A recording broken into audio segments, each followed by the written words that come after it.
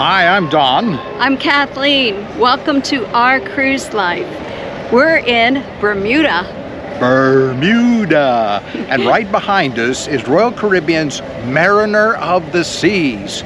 Would you like to take a tour? I would. All right, let's do this.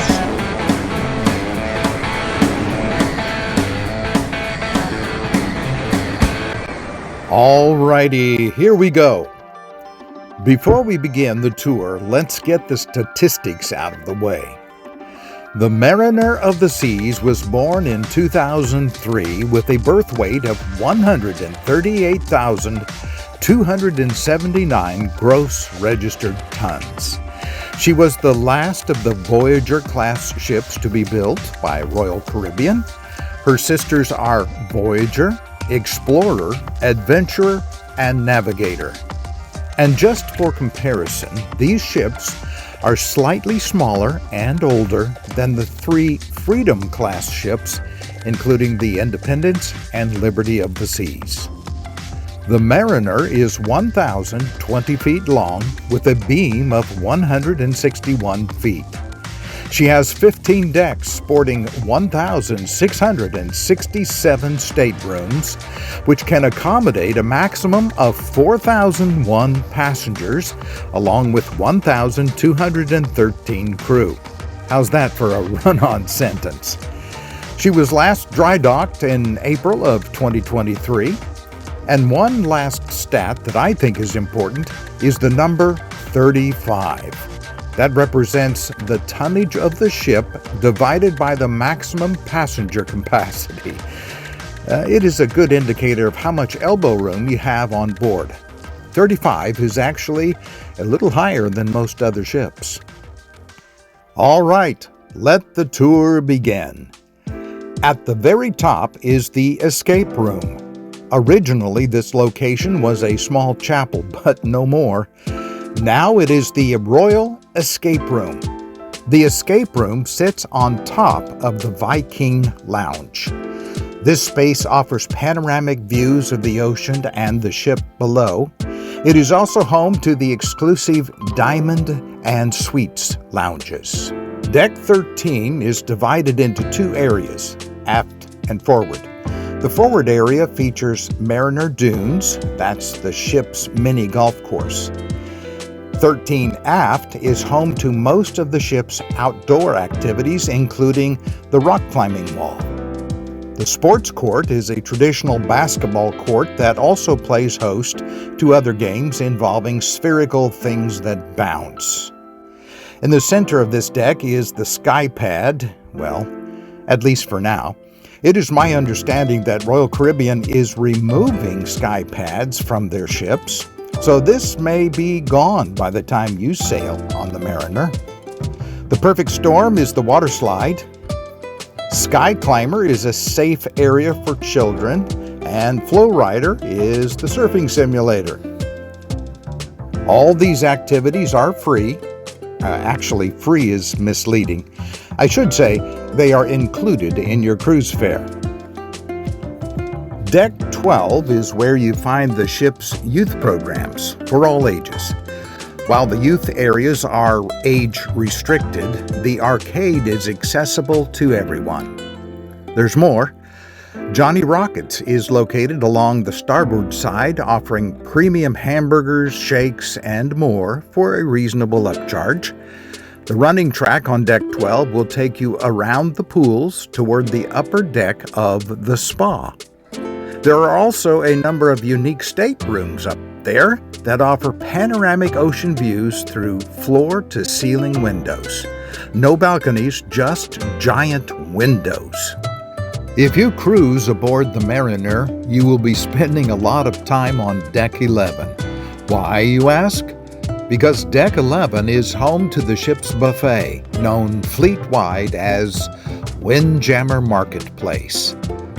This buffet offers a plethora, yes, I said plethora again, a plethora of food choices from early in the morning till late at night. A word of warning, however, the buffet can be crowded at peak times, so plan accordingly. Within the Windjammer are two of the ship's specialty restaurants, which come with an upcharge. Chops Grill is the steakhouse. Jamie's Italian is, well, you guessed it, the Italian restaurant. At peak lunch times, Jamie's is sometimes used for buffet overflow seating. Deck 11 is also where you will find all three of the ship's swimming pools and the Boardwalk Doghouse. A large outdoor video screen overlooks two of the pools.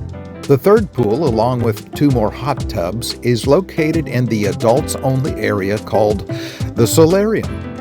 There is no children's water park on the Mariner, so you can expect kids in the hot tubs and the pools. At the front of Deck 11 is the Vitality at Sea Fitness Center. It's pretty typical of ships this size. There are plenty of workout machines in there and plenty of spa offerings. We're going to interrupt the video here for just a moment to make a very special request. Please subscribe and hit the notification bell. Thank you. Back to the video. Decks 10 down to 6 are all staterooms. We will show you ours in a moment. For now, let's drop down to Deck 5. Like Deck 11, there is a lot happening here. At the very front is the helipad. Yes, helicopters really can land there, and yes, you can go out there, but you must access it from the promenade on Deck 4. At the front of Deck 5, inside, is the Star Lounge. This large venue provides comfortable seating for many of the ship's larger group activities. Just outside the Star Lounge is the ship's library. At the time of our cruise, the library was reserved for Pinnacle-class passengers. Moving aft on Deck 5 brings you into the signature Royal Promenade. Moving aft. On the right is Playmaker Sports Bar with those continuous sporting events on multiple screens. On the right is Cafe Promenade.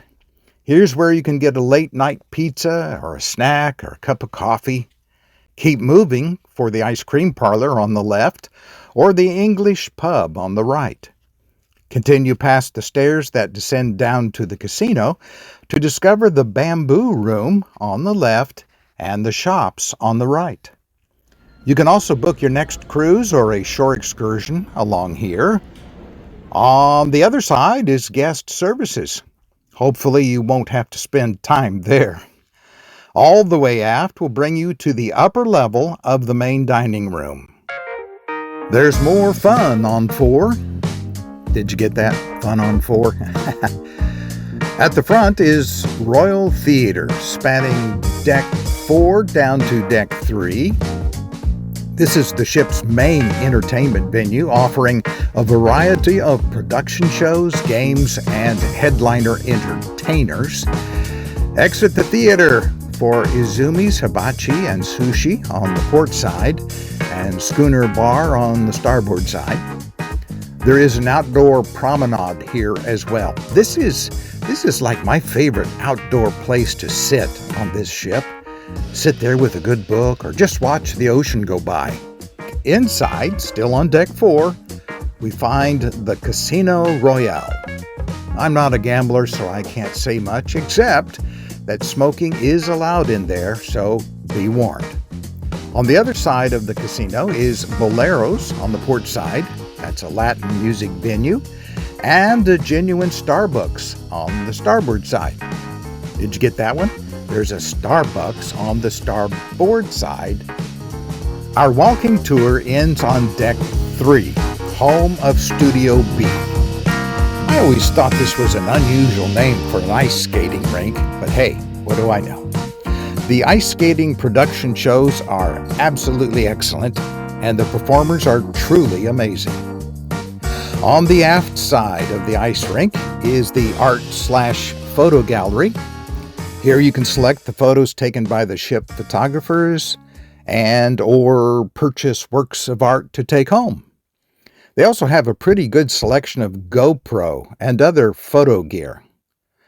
Also unique to this area are a handful of ocean view cabins. I have several of these booked for a group Valentine cruise in February of 2024. That should be fun. At the rear of the ship, spanning 3 decks, is the main dining room. There's only one, but it's 3 decks worth.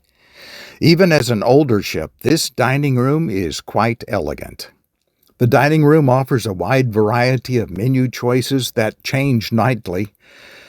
There is still an elegant night, which on our cruise still offered lobster. On sea days, the dining room is also open for breakfast and lunch. At last, we would like to show you our cabin. I'll let Kathleen give you the tour. Let's go in. Welcome to our room. When you first walk in, to the right you have a nice large closet, and there's lots of storage in here. To the left you have the bathroom. It's a normal bathroom. Here you have a lot of drawers on each side of the desk, and then we've got some outlets here. 230 volt European outlet here, and that's other control is for announcements. And then on this side there are 2 120 volt outlets and the switch for the desk light. Underneath you have a refrigerator. Well, it's not really a refrigerator, it just keeps things cool. I wouldn't call it a refrigerator. Above it you have the safe. Put a code in. You have more storage up here.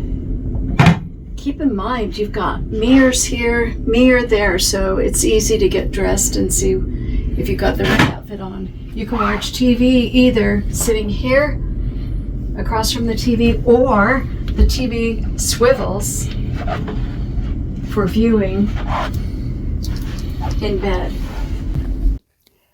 Our close friends and traveling companions, Bob and Elaine, stayed in one of those panoramic ocean view cabins up there on deck 12. Great views, more space, and upgraded amenities. Just no balcony. Of course, there is a plethora of cabin choices to fit every need and budget. All right, that's it. We are wrapping up our cruise here at Perfect Day at Coco Cay with one last request. Please subscribe and hit the notification bell. Thank you. See you next time. Bye-bye.